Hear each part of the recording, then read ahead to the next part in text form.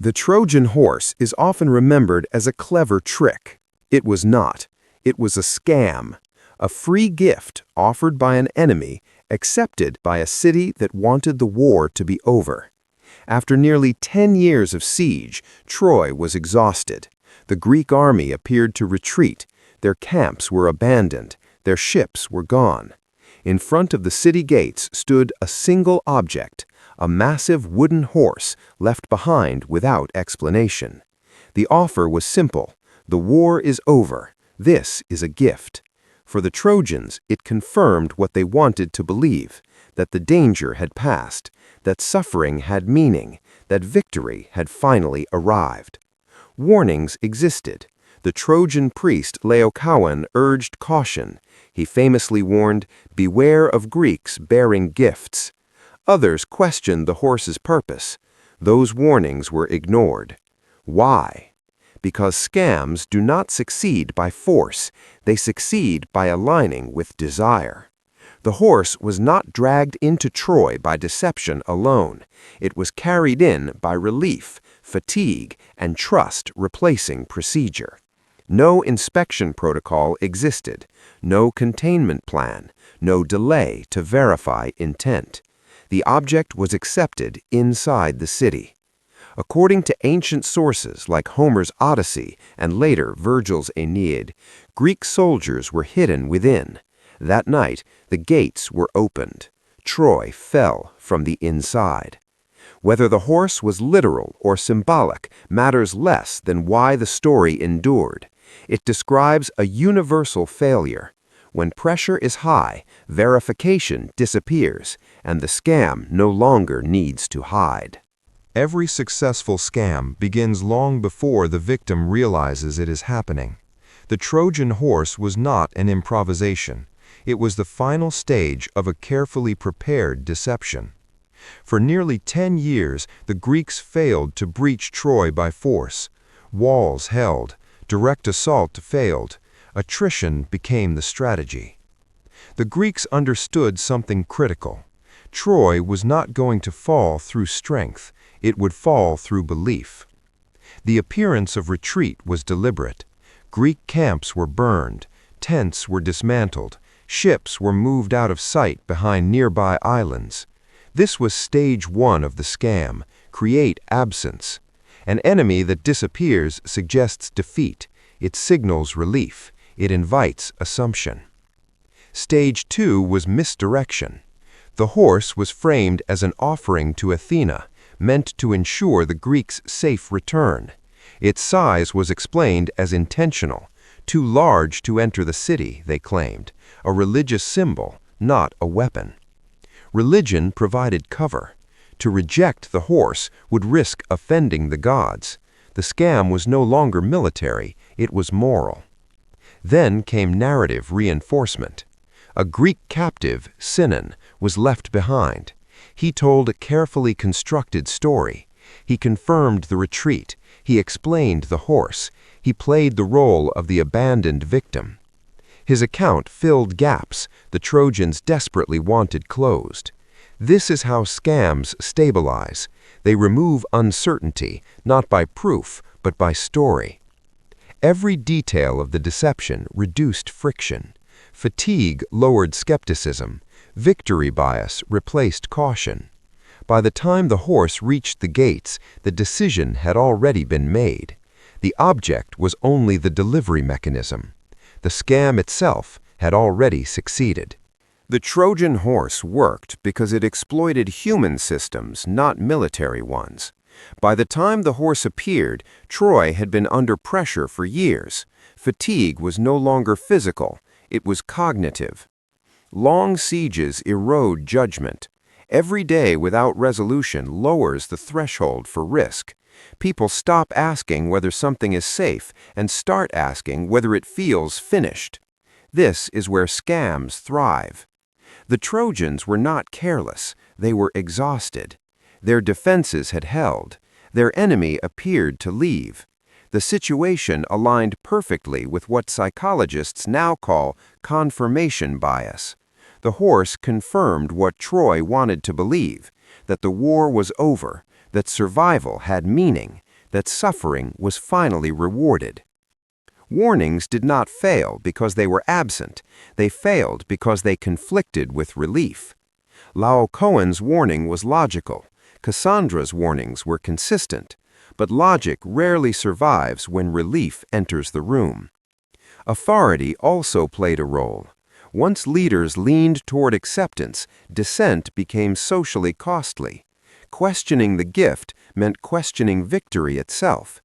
There was also no institutional process for verification.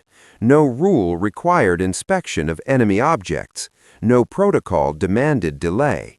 No system existed to separate emotion from security. The horse did not bypass defenses. It was invited past them. This is the core of every effective scam. It does not break systems, it replaces them. By the time the gates opened, the decision was no longer tactical, it was psychological. And once belief took over, the city was already lost. The most dangerous moment in a scam is not the deception. It is the decision to stop checking. When the Trojan horse was pulled inside the city, the war did not end. Verification did. No one inspected the structure properly. No one opened it. No one contained it outside the walls to observe what happened next. The horse was treated as symbolic, not operational, a trophy, a religious object, a sign of victory. That framing mattered. Once something is labeled sacred or celebratory, scrutiny feels inappropriate. Questioning it feels disruptive. Security becomes secondary to social order. In modern terms, this was a complete failure of protocol. There was no rule requiring enemy objects to be examined, no process to isolate potential threats, no delay to observe consequences before acceptance. The Trojans had walls, guards, and weapons, but none of those mattered once procedure was abandoned. According to later accounts, the horse was moved directly into the heart of the city, not near the gates, not in a controlled space, at the center. This is a classic scam pattern. The object is not kept at a distance. It is brought close, integrated, normalized. Once embedded, removal becomes politically and socially impossible. By nightfall, the city was calm. Celebration replaced vigilance. Guards stood down. The scam did not require force. It required trust without verification. And when scrutiny ends, the outcome is already decided. Scams succeed at night, not because darkness hides actions, but because it lowers attention. By the time Troy fell asleep, the scam was complete. The city had accepted the horse. Celebration had replaced caution. Guards were relaxed. Procedure no longer mattered. According to ancient accounts, the Greeks waited for silence, for torches to burn low, for movement to stop. Then the horse opened. Hidden soldiers emerged and moved quickly. They did not attack the city directly. They went for the gates. This was the final design of the scam. Do not fight defenses. Disable them from within. Once the gates were opened, the returning Greek army faced no resistance.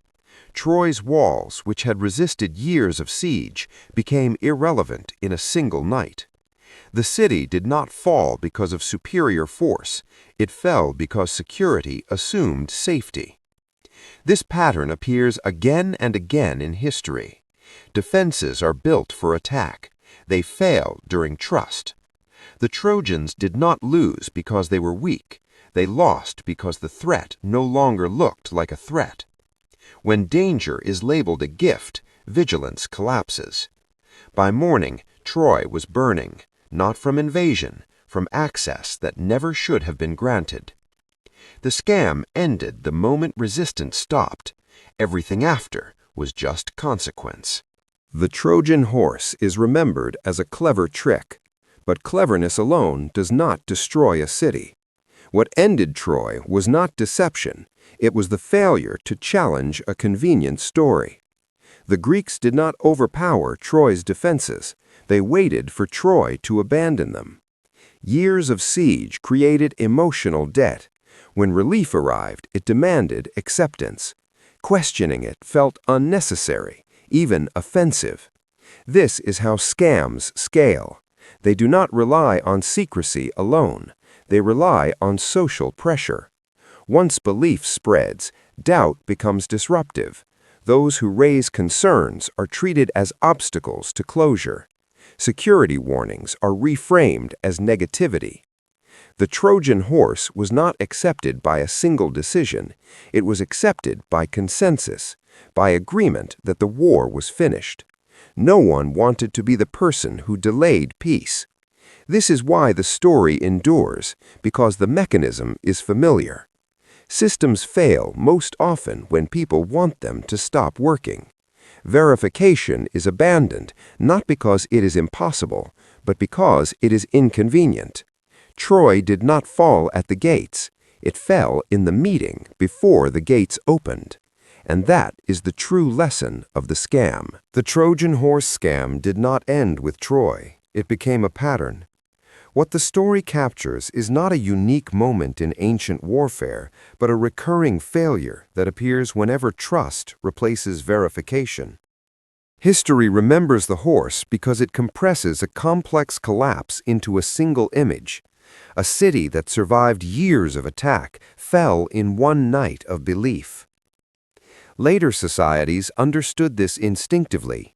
That is why the story was retold, adapted, and preserved for centuries, not as a lesson in tactics, but as a warning about decision-making under relief. Roman writers treated the fall of Troy as a moral failure, not a military one. Virgil's Aeneid framed it as a consequence of ignored warnings and misplaced faith. The message was clear: strength fails when judgment rests.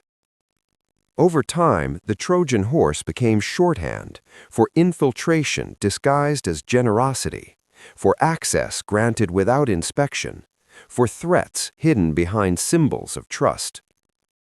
That is why the story still resonates, because the mechanism never changed. Modern systems still fall the same way, not through force, through permission. Every scam that follows this pattern shares the same structure: relief first, verification last, collapse in between. The city of Troy burned once, but the mistake it made has been repeated ever since. And whenever vigilance is replaced by comfort, the horse is already inside the walls.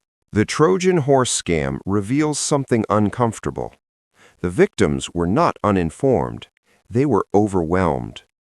By the time the horse appeared, Troy had processed years of threat. Constant vigilance had a cost. Attention eroded. Standards softened. This is where scams find leverage. When people are exhausted, the promise of closure becomes powerful, not because it is logical, but because it is relieving. The mind seeks an ending more than accuracy. In Troy, the horse offered emotional resolution. It symbolized victory without further sacrifice. Questioning it meant extending pain. This dynamic is visible across history. Financial bubbles, political deceptions, and mass frauds all rely on the same moment, the point where skepticism feels cruel. Scams do not target ignorance, they target fatigue. The Greeks did not need Troy to believe everything. They only needed Troy to stop checking. That is why verification systems fail, late, not early. Early danger sharpens attention. Late danger dulls it. By the time the horse entered the city, Troy's defenses were still intact. What collapsed was the will to enforce them. This is the deeper lesson of the scam. Security fails not when threats appear, but when people decide they are tired of resisting them. And once that decision is made, the outcome is already determined. The Trojan horse scam was not inevitable. It succeeded because every safeguard failed at the same time. There were multiple moments when the outcome could have changed. The horse could have been burned. It could have been dismantled. It could have been left outside the walls to observe. None of those things happened. Each missed opportunity reinforced the next mistake. Once the horse was accepted symbolically, inspection felt unnecessary. Once celebration began, delay felt inappropriate. Once night fell, reversal felt impossible. This is how compound failure works. No single decision destroys a system. A sequence of small concessions does. The Trojans did not make one fatal error. They made many reasonable ones in a row. Each step seemed harmless. Each choice reduced friction. Each decision made the next easier. By the time danger became visible, the system could no longer respond. Social momentum had replaced procedure. Reversal now meant admitting failure publicly. Scams rely on this moment, the point where stopping feels more costly than continuing. Once a threat is integrated, removing it becomes disruptive. Questioning it becomes divisive. Action becomes delayed. By the time the horse opened, Troy was already unable to react. The scam did not overpower the city. It exhausted its ability to correct course. That is why prevention matters more than response, and why scams are most dangerous when they appear harmless. When the Trojan horse opened, the collapse moved faster than resistance ever could. The Greeks did not need to fight the city, they only needed to unlock it. Once the hidden soldiers reached the gates, the logic of Troy's defenses inverted. Walls designed to keep enemies out now trapped defenders inside. Control shifted in minutes. The returning Greek force did not breach Troy by force. It walked in through doors opened from within. This is how scams scale into disasters. Access multiplies impact. A single point of failure becomes systemic once boundaries are removed. What was once contained becomes widespread. What was once manageable becomes irreversible. As Greek forces entered, Troy's internal order collapsed. Defensive units were scattered. Command structures were asleep. Communication failed instantly. By the time resistance formed, the city was already compromised at multiple points. Fire spread faster than coordination. Panic moved faster than orders. The fall of Troy was not a battle, it was a cascade. Security systems are strongest at the perimeter. They are weakest once breached from within. This is why scams target access, not strength. They do not attack walls, they convince someone to open them. Once the gates opened, Troy's fate was sealed, not by surprise, by permission. The Trojan horse scam succeeded because no one was responsible for stopping it. In Troy, authority was diffuse. Religious leaders spoke. Military leaders waited. Civic leaders sought unity. No single group owned the risk. When everyone shares responsibility, no one enforces it. Warnings become opinions. Procedures become suggestions. This is a common failure in large systems. Decisions that feel collective often lack enforcement. Action stalls while agreement forms. In the Trojan story, multiple leaders deferred to one another. Priests warned, others dismissed the concern. No authority overruled the momentum toward acceptance. The horse became a social decision, not a security one. Scams exploit this gap. They thrive where authority is unclear and accountability is shared. If stopping the process requires confrontation, delay follows. By the time the horse entered the city, responsibility had dissolved into consensus. There was no official order to inspect it, no command to isolate it, no mandate to wait. This is why modern systems assign ownership to risk, because unowned threats move freely. Troy did not lack intelligence, it lacked decision authority. And when authority disappears, scams do not need to rush. They simply continue forward. The Trojan horse scam was protected by symbolism. The horse was not just an object. It was framed as sacred, as art, as a religious offering. Once something is labeled symbolic, scrutiny weakens. In Troy, the horse was tied to Athena. To reject it was framed as disrespect. To inspect it felt profane. Security concerns collided with belief. This is a powerful shield in any scam. Symbols override procedures. Meaning replaces measurement. History repeats this pattern constantly. Objects associated with faith, patriotism, or victory receive softer treatment. They are trusted faster, questioned less. The Trojans did not see the horse as a threat because it no longer belonged to the enemy. It had been rebranded. That rebranding mattered more than craftsmanship or concealment. Once the horse became sacred, it was untouchable. Scams often survive inside symbols. They hide behind values people do not want to challenge. The moment belief protects an object, verification collapses. No one wants to be the one who breaks the symbol.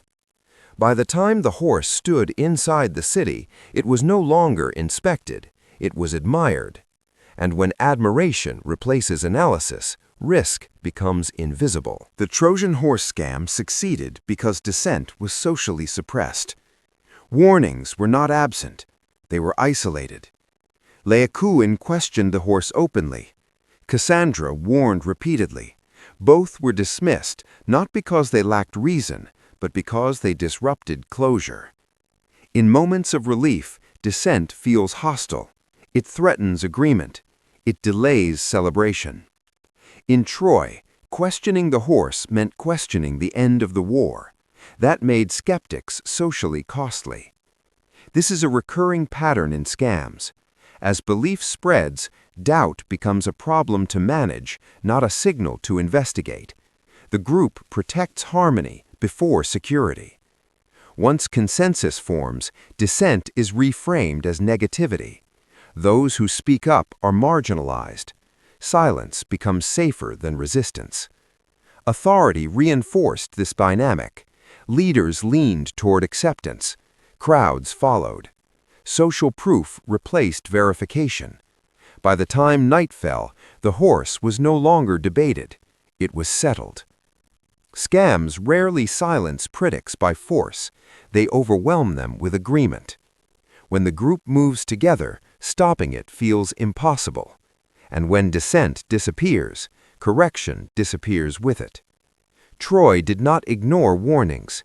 It outvoted them. The Trojan Horse scam succeeded because there was no exit once belief set in. At several points, Troy could have reversed course. The horse could have been removed, inspected, destroyed. But reversal became socially impossible. Once leaders endorsed the decision, changing it meant admitting error. Once crowds celebrated, stopping meant disrupting peace. Once rituals were performed, removal felt sacrilegious. This is the lock-in phase of a scam. The cost of stopping becomes higher than the cost of continuing, not because the risk disappears, but because correction becomes embarrassing, divisive, and public. In Troy, the horse moved from question to commitment, and commitment hardened into identity. To reverse would mean acknowledging that relief was premature, that trust was misplaced, that celebration was dangerous. So the system chose consistency over safety.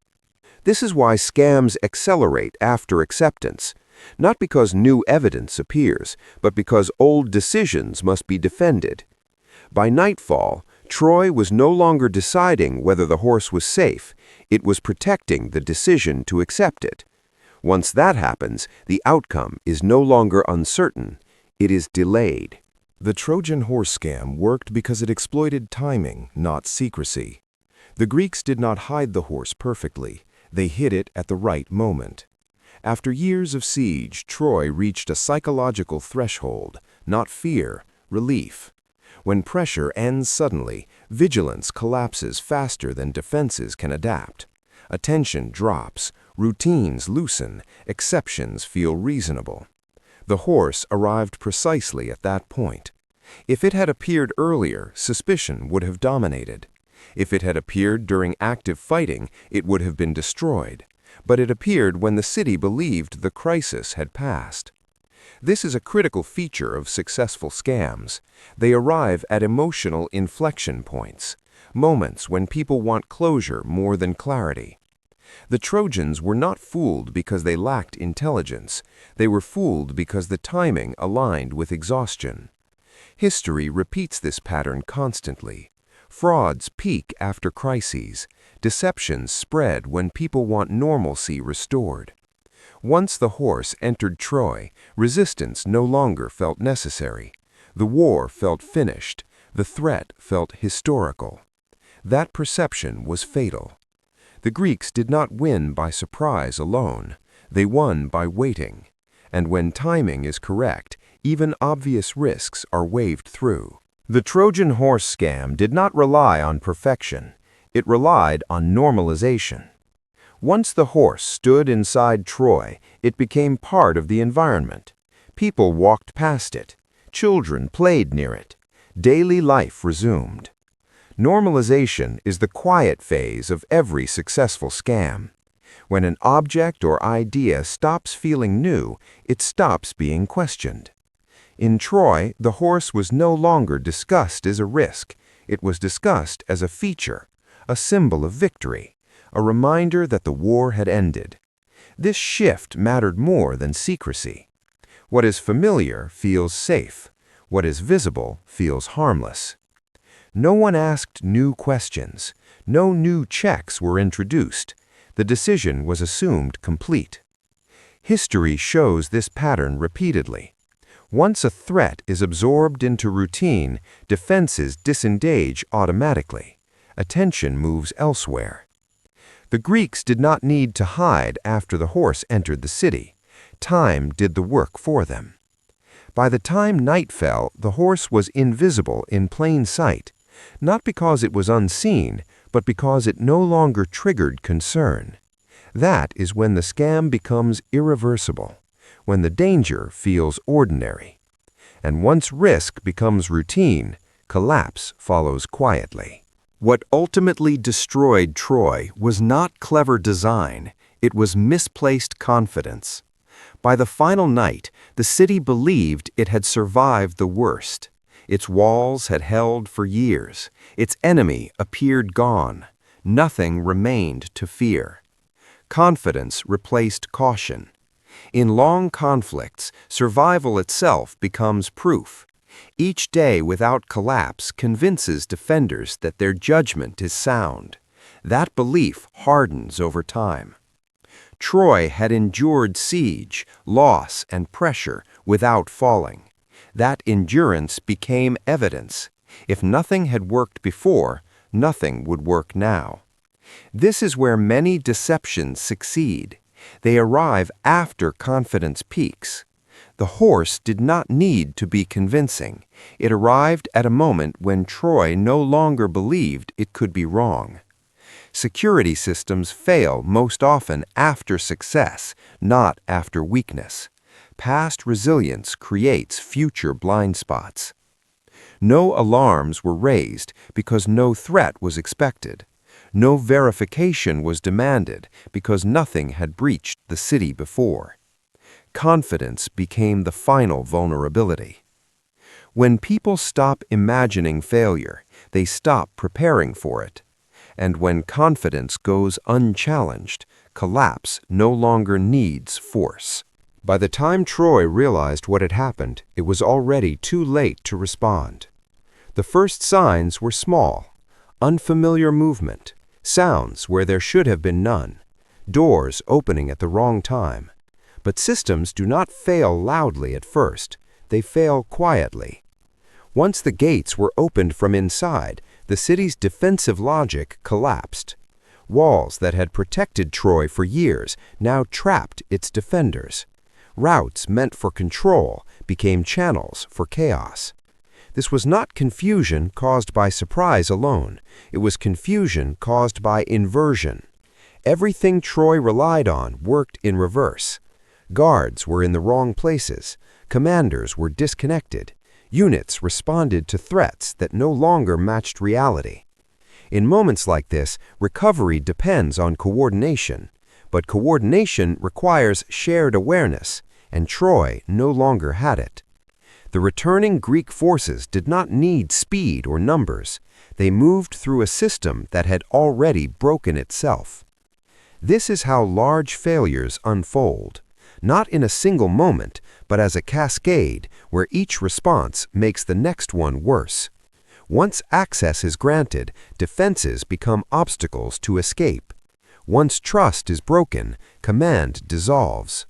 The fall of Troy was not sudden. It was inevitable the moment correction became impossible. And when a system reaches that point, collapse is no longer a question of if, but of how fast. Stories like Troy survive because they warn, not because they entertain. Long after the city burned, the lesson remained intact. Deception does not need brilliance, it needs permission. What failed at Troy was not vigilance at the walls, it was judgment inside them. Every safeguard depended on one assumption, that the threat would look like a threat. When it did not, defenses stood idle. This pattern appears repeatedly across history. Systems are built to stop force. They struggle to stop trust. Once an enemy is reframed as harmless, once risk is relabeled as relief, the strongest structures become irrelevant. The Trojan story endures because it compresses a universal mistake into a single image. A city that survived 10 years of attack fell because it stopped asking questions. Verification failed, authority diffused, dissent faded, reversal became impossible. This is why the story is retold, not to glorify deception, but to expose its simplicity. Collapse rarely comes from what we fear, it comes from what we accept. And when acceptance replaces scrutiny, the outcome is already written. What happened to Troy was not a failure of intelligence, it was a failure of restraint. The city had information, it had warnings, it had time. What it lacked was the discipline to slow down when relief arrived. Every system Troy relied on worked until it was asked to pause celebration and reapply scrutiny. That moment never came. This is why the story still matters. Scams do not succeed because people are foolish. They succeed because people are human. They exploit fatigue, trust, symbolism, and timing. The lesson is not to distrust everything. It is to never suspend verification when stakes are highest. The Trojan horse is remembered as a trick. In reality, it was a mirror. It reflects how easily strong systems fail when comfort replaces caution, when consensus replaces accountability, when relief overrides procedure. Troy fell once, but the mechanism that destroyed it did not disappear. It repeats wherever access is granted without inspection, where gifts are accepted without delay, where questioning feels inconvenient. History does not preserve this story to shame the past, it preserves it to warn the present, because whenever vigilance ends, the horse is already inside.